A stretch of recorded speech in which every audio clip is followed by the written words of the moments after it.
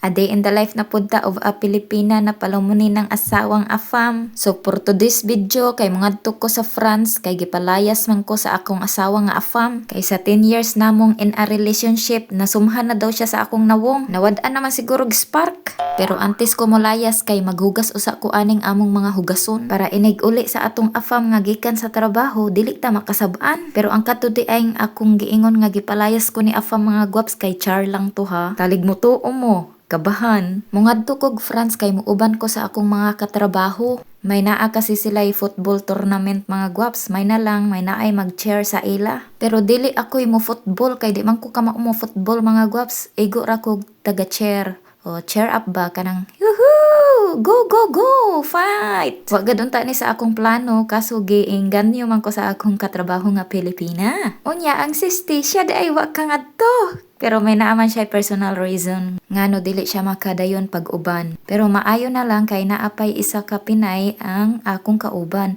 Kay kung wa pud siya, dili pud ko modayon. Taalang modayon ko nga wa pabiya ko'y ka-close didto. So mag-train lang ta mga gwaps dali. Obni ko ninyo. Dili ko magbike kay na ako'y malita, bugat. So, ang atong buhaton karon mag-train ta, tapos maglakaw. Maglakaw pa nga to sa akong gitrabahoan. So, mauni ang train. Unya, maupod ni ang view. Unya, inignaog nato mga gwaps, maglakaw na punta pa nga to sa akong gitrabahoan. So, sa kadtong pag-abot na ako mga gwaps, kay wa pa kaayoy tawo, kami pa lang sa akong ate. Tapos mauna siya, nag-anam-anam na sila pangabot, kay syempre, mo larga na, pag time ngani sa paglarga, larga na jud, kung malit ka, aw late jud ka. Bayaan ka jud, di ka nila huwaton. Maong, much better na early kaysa malate, char. Dili na ta Filipino time, kabahan. Sa mga gwaps, nakapwesto namin ni Ate Cecil. Si Ate Cecil di ay ang akong kauban.